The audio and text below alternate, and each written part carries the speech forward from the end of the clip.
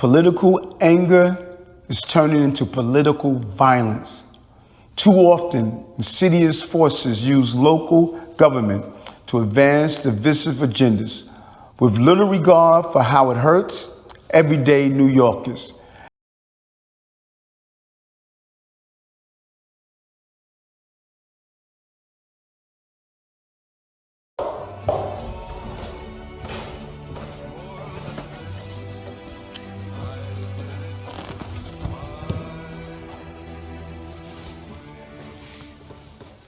Nearly 4 years ago, Gracie Mansion became my home.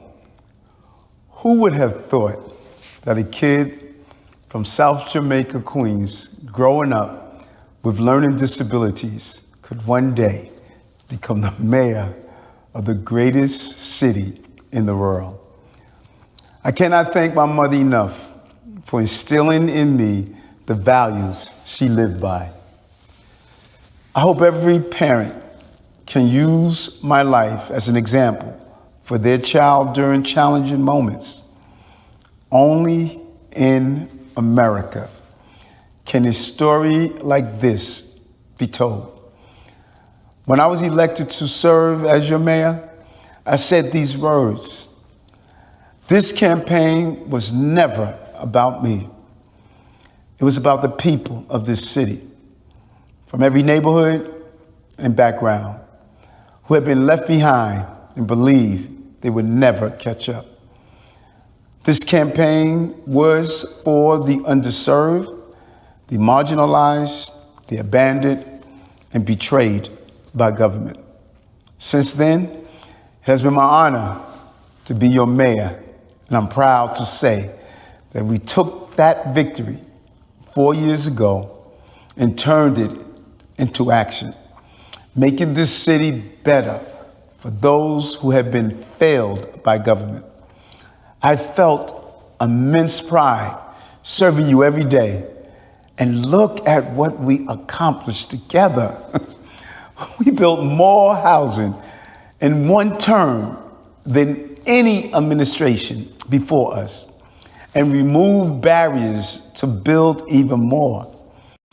We drove crime down so far that this year we are on track to have fewer shootings and murders than at any point in our city's history. We raised test scores and attendance through bold education reforms. We made record investments that fueled our economy and drove employment to all-time highs. And we lowered costs for working and low-income families, expanding funding for rental vouchers, childcare, and household costs, while eliminating the income tax burden for more than 500,000 New Yorkers. Even so, I know many New Yorkers have yet to feel the full impact of these historic achievements. I know many are still worried about affordability, about safety, and their future here. But trust me when I tell you, what we've started will continue to reach every community in this city. It's not always easy to see the impact of good policy in just 3 years. I also know some remain unsure of me after the unfortunate events surrounding my federal case. I was wrongfully charged because I fought for this city. And if I had to do it again, I would fight for New York again. And yet, despite all we've achieved, I cannot continue my re-election campaign. The constant media speculation about my future and the campaign finance board's decision to withhold millions of dollars have undermined my ability to raise the funds needed for a serious campaign. I hope that over time, New Yorkers will see this city thrive under our leadership, and that policies we put in place should be continued and expanded. I hope you will see that despite the headlines and innuendo, I always put you before me, always. I'm proud of the historic leadership team we built.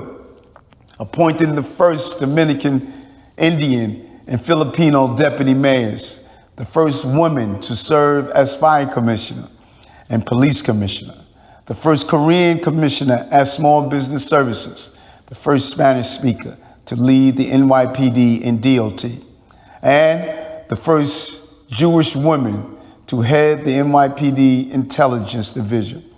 We built leadership that looks like New York. That mattered to me because at my core, I'm still Dorothy Adams' son. Raised with the values she instilled in me, forged in my church and in my community, tested again and again in the fight for justice. Those values, working class values, would never allow me to betray my city. They have always guided me to ask and answer one simple question: how do I help those who need it most?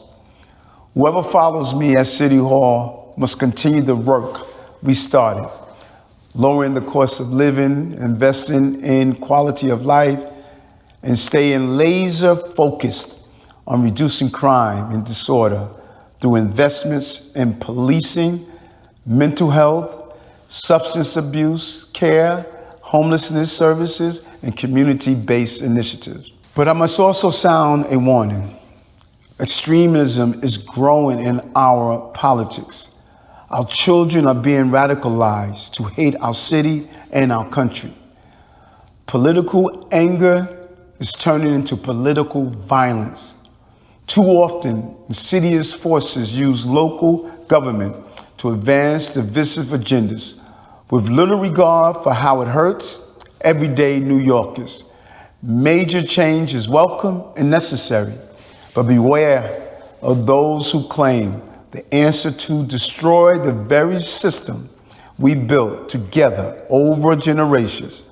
That is not change, that is chaos. Instead, I urge New Yorkers to choose leaders not by what they promise, but by what they have delivered. Although this is the end of my re-election campaign, it is not the end of my public service. I will continue to fight for this city, as I have for 40 years since the day I joined the NYPD, to make our streets safer and our systems fairer.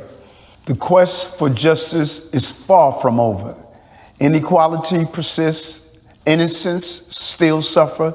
New Yorkers deserve better every single day. And until the end of my term, I will fight for just that. We face the fallout of COVID, a surge in crime, an unprecedented migrant crisis, and economic devastation all at once. And together, we turn things around by listening to everyday people and providing solutions instead of speeches. That gives me hope. That gives us a roadmap to a better future. My fellow New Yorkers, this is your city. Its leaders work for you. I am one of you. My story is your story. I lived the struggle, but I never stopped loving this city. That is why I ran for mayor, to turn my pain into purpose. And I will keep fighting for the city, no matter what, from City Hall or beyond, because I am a New Yorker, and fighting for our city is just what I do. Thank you, and God bless New York.